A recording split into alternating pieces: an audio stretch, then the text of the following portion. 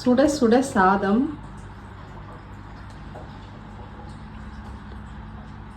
Chicken கிரேவிங்க, pepper chicken, அதுக்கப்புறம் வறுத்த முட்டை,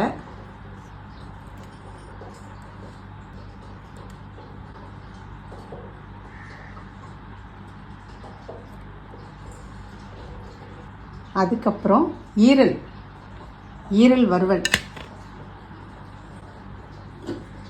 இதுக்கு மேட்சிங்கான முருங்கீரை மசியலுங்க. செம்மையாக இருக்கும். இந்த முருங்கீரை மசியலுக்கும் இந்த சைடிஷ்க்கும் சாப்பிட்றதுக்கு வேறு லெவலில் இருக்கும். உண்மையிலே இதனுடைய டேஸ்ட்டு தெரிஞ்சவங்களுக்கு நல்லாவே தெரியும். அவ்வளோ சூப்பராக இருக்கும். அப்புறம் இவ்வளோ செஞ்சுட்டு ரசம் இல்லைன்னா எப்படி? இங்கே பாருங்க, ரசமும் வச்சாச்சு.